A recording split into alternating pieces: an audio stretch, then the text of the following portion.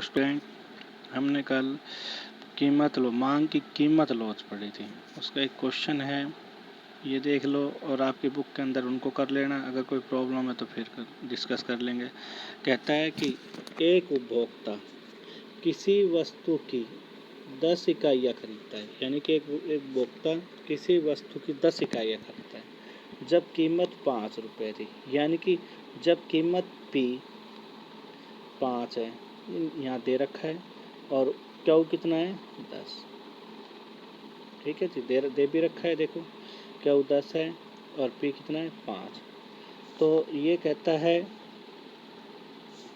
कि जब वस्तु की कीमत 4 रुपये प्रति इकाई हो जाती, आपको मांग का नियम पहले ही बताया, जब कीमत 4 होगी यानी कि 5 से 4 होगी तो सीधी सी बात है मांग तो बढ़ेगी, तो उस वस्तु की 12 इकाई खरीदी जाती है। यानी कि अब यहाँ P1 नई कीमत कितनी है जी 4 और Q1 कितनी है जी 12। ठीक है जी, सारा दे भी रखा है। तो फिर बता देता हूँ, P का मतलब होता है प्रारंभिक कीमत, P1 का मतलब होता है नई कीमत, Q1 का मतलब होता है नई मांग और Q का मतलब होता है प्रारंभिक मांग, और इसको बोलते हैं डेल्टा। इसको बोलते हैं डेल्टा, जिसका मतलब होता है परिवर्तन। और अगर डेल्टा Q है तो मांग में परिवर्तन, अगर डेल्टा P है तो कीमत में परिवर्तन। ठीक है जी, तो क्वेश्चन करते हैं हमें कि मांग की कीमत लॉस निकालनी है। तो ये है कि ED बराबर P अपॉन में Q, या माइनस, अपनी बुक के अंदर माइनस है, माइनस लगाओ चाहे मत लगाओ, इग्नोर कर देना। माइनस इसलिए लगाए कि ऋणात्मक होती है, कि मांग का नियम क्या है, ऋणात्मक, एक बढ़ेगी तो एक घटेगी, तो आप अपने माइनस को इग्नोर ही कर देना। ठीक है जी, तो यहाँ हमें क्या चाहिए फॉर्मूले के हिसाब से, डेल्टा Q। डेल्टा Q का मतलब क्या होता है, डेल्टा Q1 माइनस Q। अब यहाँ Q1 कितना है 12 और Q कितना है 10, तो 12 माइनस 10 तो हो गया जी। ठीक है, डेल्टा P चाहिए हमें, P1 माइनस P, यहाँ P1 कितना है P1 है जी 4 और P कितना है 5। ठीक है जी, तो टोटल हो गया, ये देखो क्वेश्चन, तो इसलिए 5/10 यानी कि डेल्टा Q कितना आ गया 2, और अपने फॉर्मूले के हिसाब P कितना है 5, Q कितना है 10, यानी कि प्रारंभिक कीमत कितनी है 10। इसको ऐसे फॉर्मूले में लिख देना अपनी किताब ऐसे, कोई क्योंकि मल्टीप्लाई में तो है, डेल्टा Q अपॉन में डेल्टा P गुणा में P अपॉन में Q, कोई फ़र्क नहीं पड़ता। ठीक है जी, तो यहाँ फॉर्मूले के हिसाब से रख दो, तो मांग की लॉस कितनी आ गई 1, तो 1 का मतलब इकाई के बराबर। ठीक है जी, नेक्स्ट टॉपिक है अपना, दूसरी विधि है ज्यामिति विधि, ज्यामिति विधि या बिंदु विधि भी बोला जाता है। इस विधि का उपयोग मांग वक्र के किसी बिंदु पर, मांग की कीमत किसी बिंदु पर, अब ये आपका जैसे मांग वक्र है, किसी बिंदु पर, कोई भी बिंदु होगा जैसे अभी पढ़ेंगे, मांग पर कीमत लॉस की गणना की जाती है। इसमें किसी बिंदु पर कीमत लॉस निम्न सूत्र द्वारा निकाला जाता है। तो कीमत लॉस मांग वक्र का बिंदु से निचला हिस्सा, जैसे अब ये मांग वक्र है अपना, ये मांग वक्र है, मैंने यहाँ कोई बिंदु ले लिया मान लो तो ए से नीचे का हिस्सा और मांग वक्र का ऊपरला हिस्सा। ठीक है, फॉर्मूला क्या कहता है, मांग वक्र का बिंदु से निचला हिस्सा, मांग वक्र का बिंदु से, मांग वक्र के विभिन्न बिंदुओं पर मांग की कीमत लॉस ज्ञात करने को रेखा चित्र की सहायता से स्पष्ट करते हैं। ठीक है जी, तो अब पहले मांग वक्र के विभिन्न बिंदुओं पर मांग की कीमत लॉस ज्ञात करने की रेखा चित्र की सहायता से स्पष्ट करते हैं। तो मांग वक्र हो गया अपना, तो हमने बिंदु A, N, P, M और B रख दिया जी। ठीक है, तो सबसे पहले चित्र AB, चित्र कौन सा A और B, एक सरल रेखी मांग वक्र, ये क्या है, एक सरल रेखी मांग वक्र है ना, सीधी रेखा है, क्योंकि मांग वक्र ऋणात्मक चलता है। P बिंदु है पर एक P बिंदु कौन सा है जी, ये मध्य में। ठीक है, जो इस मांग वक्र को दो हिस्सों में PB, यानी कि निचला हिस्सा PB और ऊपरा हिस्सा कितना है PA। ठीक है, AP बोल दो, ठीक है, PA बोल दो एक बात है, ऐसे PB बोल दे, BP बोल दे एक बात है, क्योंकि मल्टीप्लाई में तो बांटता है। तो P बिंदु पर मांग लॉस का माप मांग वक्र का निचला हिस्सा तथा मांग वक्र के ऊपरी हिस्से का अनुपात है। अब मांग वक्र का निचला हिस्सा कौन सा है PB, ये निचला हिस्सा है PB और उपला हिस्सा क्या है P, ये दोनों समान अनुपात में, तो PB अपॉन में P, यानी कि ED मांग कीमत लॉस पी बिंदु कौन सा ये, तो पी बी अपॉन में पी ए। ठीक है जी।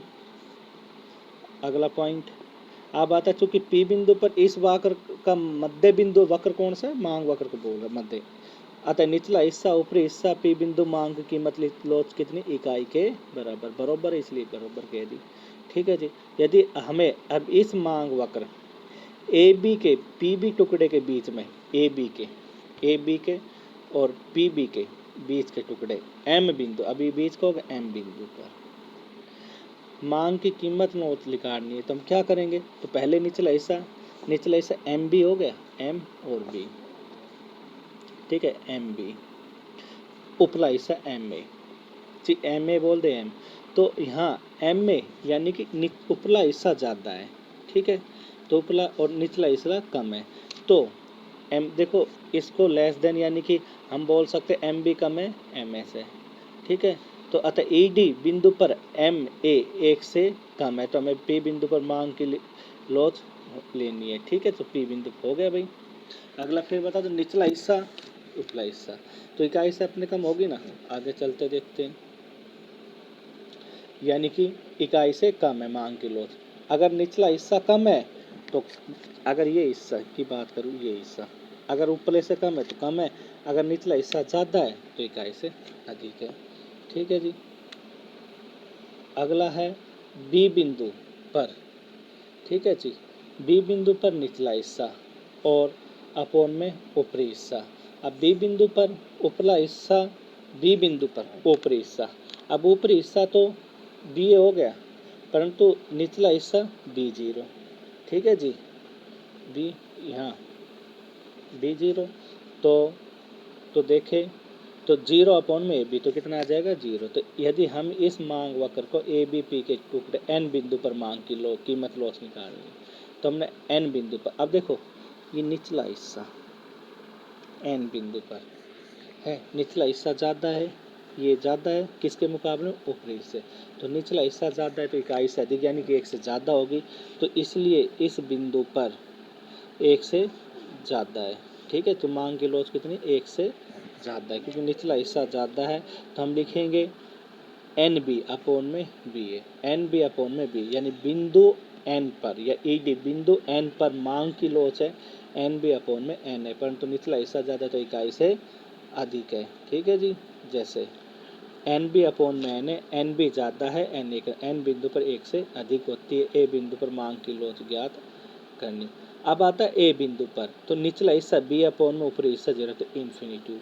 ठीक है जी, जैसे अब करते हैं निचला हिस्सा, अब ए बिंदु पर निचला हिस्सा तो इशारा हो गया भाई। ठीक है, बी ए बोल दो ए बी बोल दो, एक ही बात है, निचला हिस्सा तो सारा होगा, परंतु उपरला हिस्सा जीरो, तो इसलिए हम कहते हैं किसी चीज़ को भाग लेते इन्फिनिटी, तो मान की आ जाएगी जो मांग की कीमत लॉस को ज्योमिति विधि द्वारा निकालना। ठीक है भाई, फिर पढ़ लेते हैं इसको, थोड़ा सा रीड कर लेते हैं, रिपीट कि हम पढ़ रहे ज्योमिति विधि। इस विधि का उपयोग मांग वक्र के किसी बिंदु पर, ये अपना मांग वक्र है भाई, ये जो पढ़ रहे किसी बिंदु पर पी हो गया, इन पर कीमत लॉस निकालना, तो हम क्या करते हैं, फॉर्मूला क्या है मांग की किसी भी बिंदु पर, यानी मैं पहले एन बिंदु पर ले रहा हूँ, मान लो सपोज करो, तो एन बिंदु हो गए, तो हम लिखेंगे ई डी इक्वल एन बिंदु पर मांग की कीमत लॉस क्या है, निचला हिस्सा, निचला क्या है एन बी अपॉन में ऊपरी हिस्सा एन ए, तो ज़्यादा कौन सा, अगर निचला हिस्सा ज़्यादा है तो मांग की लॉस इकाई से अधिक होगी, निचला हिस्सा कम है तो मांग की लॉस इकाई से। अब तो यहाँ निचला हिस्सा ज़्यादा है निचला हिस्सा, और ऊपरी हिस्सा देखो, निचला हिस्सा इतना बड़ा है और ऊपरी हिस्सा कितना है, तो ज़्यादा है तो इकाई से अधिक। अगर मैं बात करूँ, अगर मैं एम बिंदु पर लेता हूँ, मान लो अब एम बिंदु पर लेता हूँ सपोज करो, तो एम बिंदु पर निचला हिस्सा तो इतना है और ऊपरी हिस्सा कितना है एम ए, तो कौन सा हिस्सा ज़्यादा है, ऊपरी हिस्सा, यानी कि निचला हिस्सा कम है तो कम बोलेंगे, तो इकाई से कम तो हम बोल देंगे G M B E D M B upon में एम ए। ठीक है, तो मान अगर यहाँ बीच में लेते हैं, क्योंकि इसको दो भागों में बांट रही है बराबर, तो इसलिए इस बोल दिया कि पी बी अपॉन में पी ए, यानी पी बिंदु पर मांगे पी बी अपॉन में पी ए। ठीक है, अपोन में पी ए, तो मांग की लोच इकाई के बराबर है। ठीक है जी।